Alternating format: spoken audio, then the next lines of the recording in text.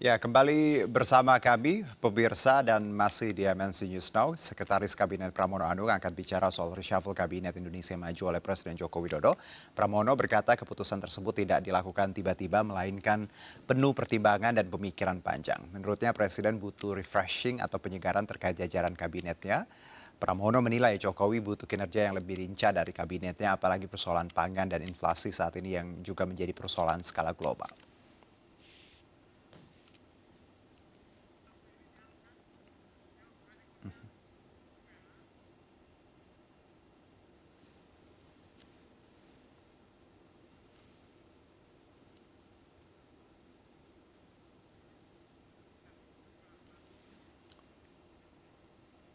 Baik, kita lanjutkan dialog dengan Deddy Sitorus, politikus PDIP. Ada Bang Dev Laksono, juga politikus Golkar, dan Bang Ferry Kurnia, Waketum DPP Partai Perindo bidang pemilu.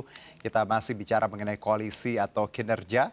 Dan kalau tadi saya menyinggung bagaimana keberadaan PAN dalam komposisi ini. Saya ke Bang Dev. Bang Dev, kalau Anda sendiri melihat tadi kan ya sudah di awal secara general Anda tadi melihat bahwa sosok Zulhas ada sosok yang cukup mumpuni seperti itu. Tapi kalau kita lihat bagaimana PAN dan koalisi sendiri, PAN dalam pemerintah, kita tahu dari awal memang tidak bergabung, tapi di tengah jalan dapat jatah. Jawabannya gimana, Bang Dev? Ya, pertama saya katakan bahwa masuknya PAN ke dalam pemerintahan ini memperkuat posisi pemerintah, baik di parlemen ataupun di masyarakat secara umum. Karena mengingat masa pemerintahan hanya tinggal sekitar 2,5 tahun, kurang dari 2,5 tahun bahkan. Jadi dan masih ada banyak target-target yang pemerintah harus selesaikan.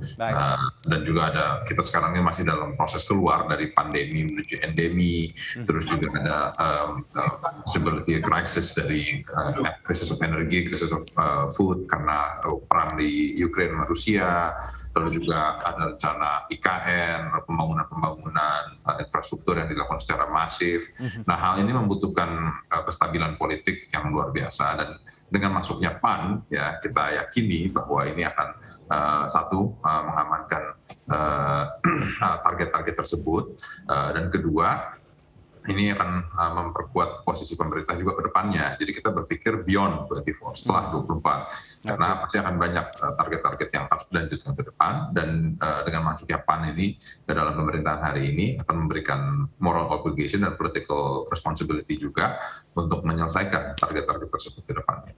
Oke, jadi Bang Dev dan Golkar masih menganggap bahwa PAN ini masih konsisten ya dalam mendukung pemerintah ya?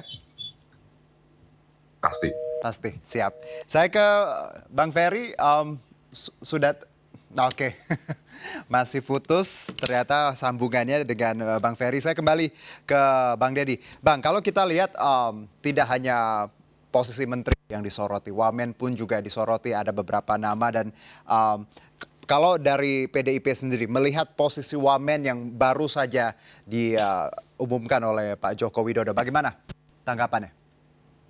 Ya kan wamen ada 3 ya, yang satu hanya tukar orang dari partai yang sama, lalu ada di Kemenaker dan ada di Kementerian Dalam Negeri. Jadi kalau yang dari Kementerian Dalam Negeri memang kebutuhan kita ya dipindah dari Kementerian PUPR karena tentu sebagai orang asli Papua diharapkan beliau bisa menjembatani dengan kelompok-kelompok yang ada di Papua sehingga dialog dengan pusat, dengan Jakarta bisa menjadi lebih komunikatif dan dialogis gitu ya. Kalau yang lain mungkin saya tidak bisa terlalu berkomentar karena itu di luar pengetahuan saya. Kenapa ada wamen di sana ditambah atau diganti ya itu saya kira mungkin lebih baik orang istana yang bicara gitu Mas. Oke, walaupun PDIP tadi Pak Jokowi kader PDIP ya, seperti itu ya. Kalau bicara Bang Deddy, ini kan menarik bahwa wamen PDIP paling banyak kita tahu bahwa di komposisi di pemerintah. Berarti bagaimana Anda melihat posisi PDIP sendiri bahwa tadi mau wamennya apa juga tidak terganggu dong karena wamennya paling banyak seperti itu?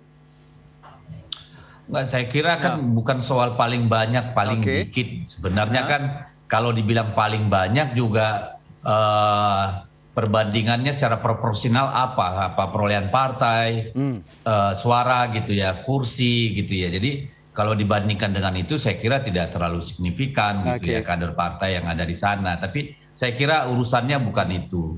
Kalau saya melihat lebih kepada efisiensi dan efektivitas birokrasi yang dipimpin oleh menteri itu, gitu ya. Apakah itu memberikan sumbangan akseleratif terhadap kebijakan-kebijakan maupun program-program atau tidak gitu loh. Baik, karena ini juga menjadi sorotan publik ketika posisi Wamen agak gemuk seperti itu ya, kinerjanya juga karena kita lihatnya seperti mungkin politik akomodatif, tapi lagi-lagi memang posisi itu ada posisi yang politis, prerogatif untuk presiden sendiri yang menentukan. Jadi tidak salah kalau kita bicara politik akomodatif. Nah, saya ke Bang Dev. Bang Dev, dengan beberapanya posisi Wamen yang masih lowong seperti itu, apakah Golkar juga, ya baik itu Golkar maupun PDIP, nanti juga saya tanya ke Bang Deddy, apakah mengincar kira-kira?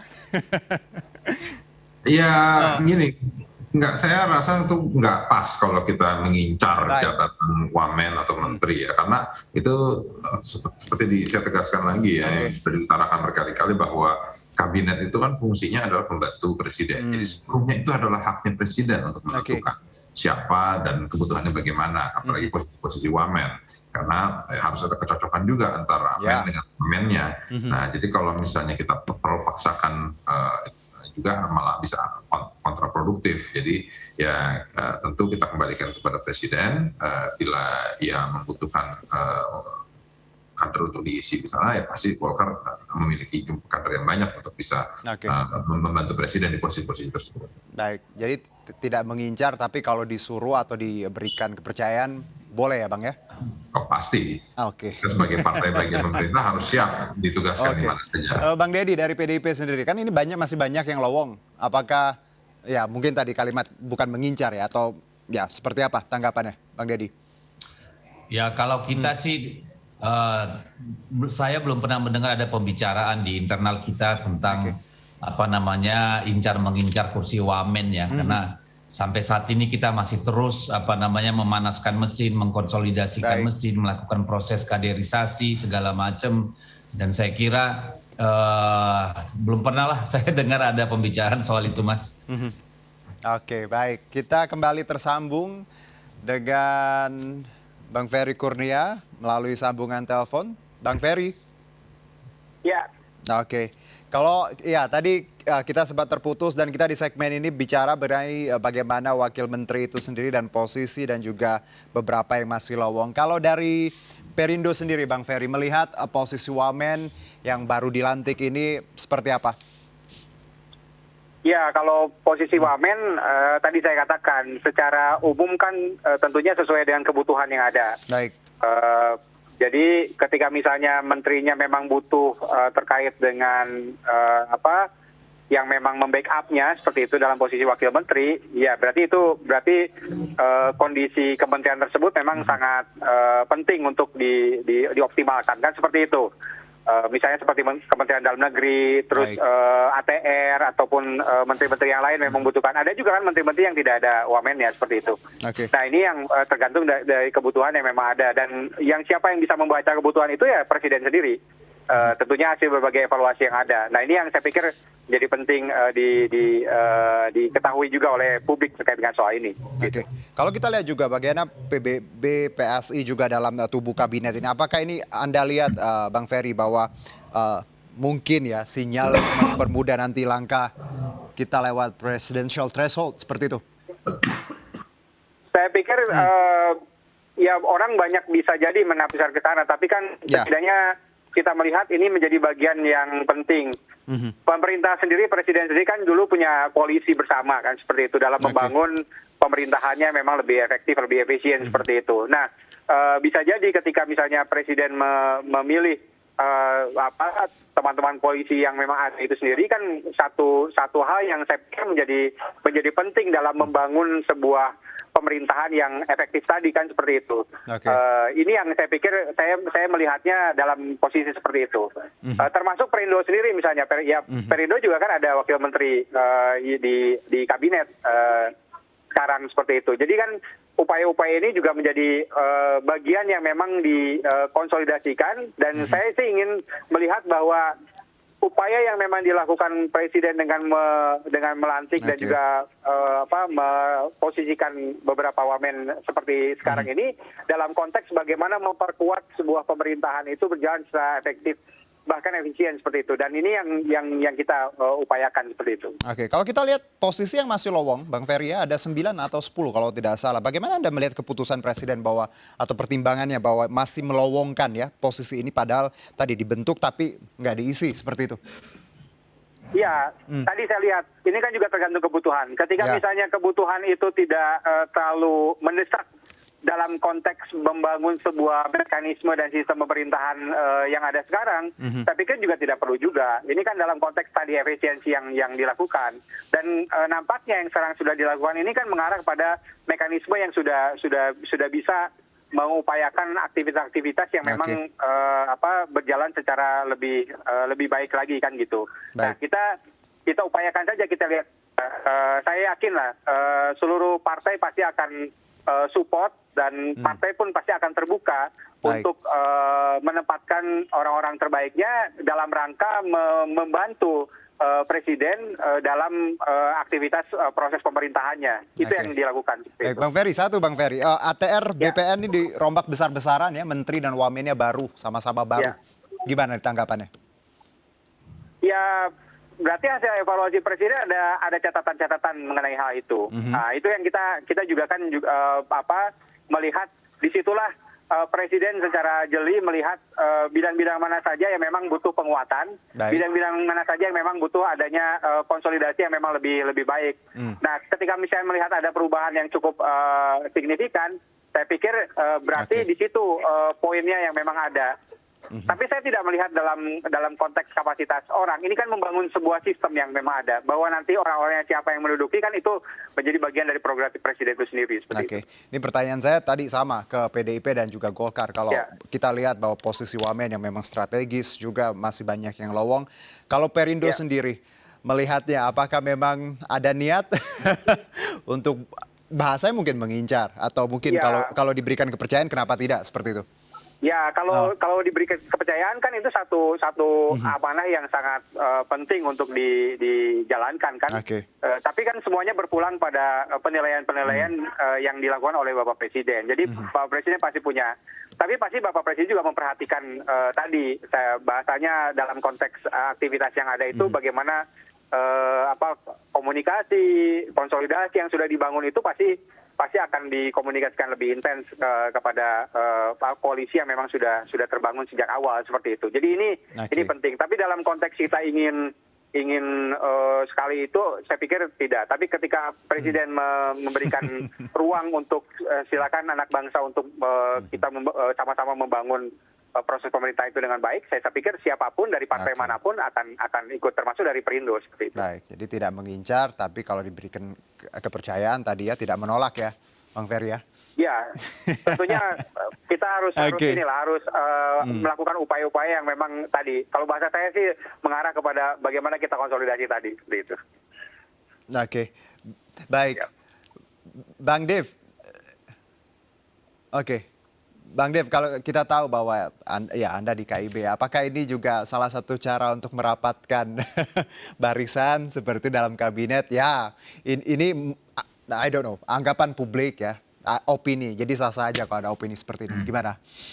Ya, tentu pasti ada pemikiran gitu dari masyarakat. Dan memang yang salah satu targetnya kan yang tadi saya sampaikan bahwa sisa pemerintahan ini dengan begitu banyak PR yang harus diselesaikan dengan permasalahan yang ada, yaitu membutuhkan dukungan politik yang semakin solid dan semakin kuat. Dan dengan harapan dengan masuknya PTW dan juga PAN dalam kabinet, dalam pemerintahan, itu kan memberikan dukungan politik yang lebih mantap dan lebih besar di semua lini, dari tingkat pusat hingga tingkat daerah, sehingga target-target tersebut dapat tercapai. PR tapi for the sake of 2024 juga ada, Bang Dev? Itu kan agak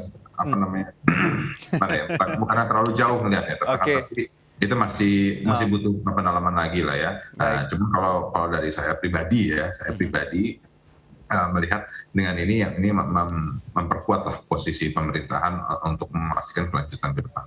Oke, jadi memperkuat tadi semangat ya Bang Dev ya. Saya ke Bang Deddy. Mungkin Bang Deddy kalau kita lihat bagaimana kita lihat tadi ada PBB, PSI dan juga Perindo ya yang juga masuk ke dalam kuota ini.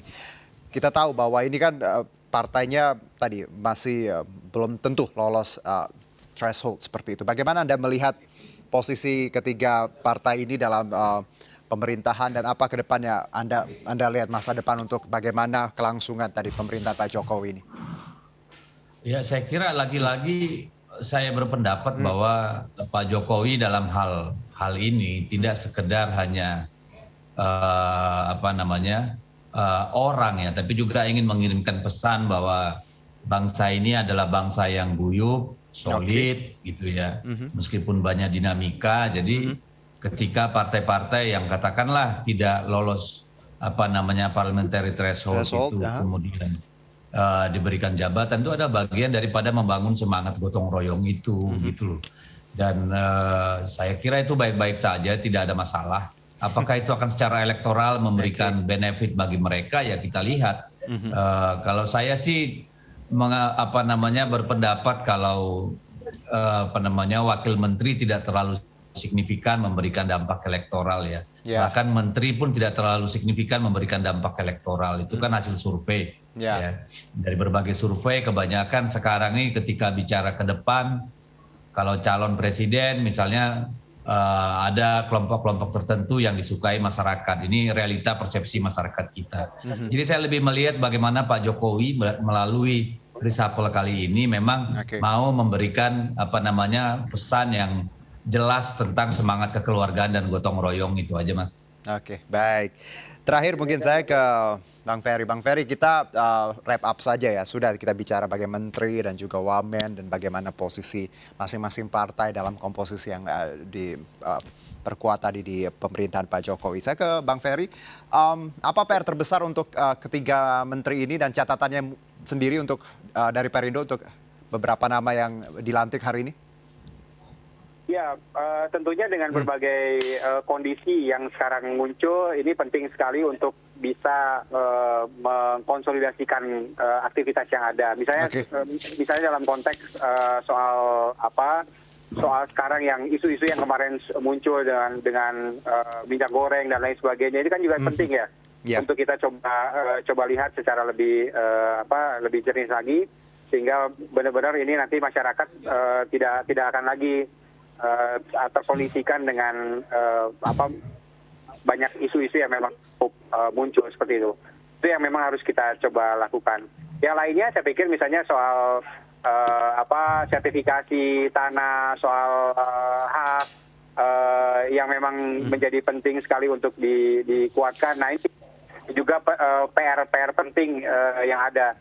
Nah, dengan catatan-catatan seperti itu saya pikir harus diupayakan dengan lebih baik lagi ke depannya. Masih ada sisa waktu yang ada sekitar 2 tahun lagi untuk lebih baik lagi. Dan tujuannya kan ini semata-mata adalah bagaimana melakukan upaya-upaya kesejahteraan kepada masyarakat dan mengupayakan bahwa masyarakat itu betul-betul bisa terlayani dengan baik ketika pemerintahannya betul-betul bisa dekat dengan masyarakat. Itu saja yang memang ada dari sisi yang memang dilakukan oleh pemerintah, baik itu di tingkat pusat nanti sampai ke tingkat lapangan di daerah-daerah seperti itu. Baik, saya ke Bang Deddy, silakan Bang Deddy. Catatannya? Sorry, suaranya nggak kedengar dari tadi, saya kesusahan nih dengan suara. Closing statement saja, Bang Deddy. Catatan untuk... Saya ingin menyampaikan bahwa pertama ya selamat bagi menteri yang baru dilantik. Anda berdua punya tugas yang maha berat gitu ya di sisa periode kepemerintahan. Ya, menyangkut mafia tanah, stabilitas harga komoditi, itu tugas berat bagi Pak Hadi dan Pak Zul. Dan bagi wakil menteri yang baru dipilih, saya kira tentu harus menunjukkan performa yang memang bisa mendukung akselerasi kebijakan maupun program di masing-masing kementerian.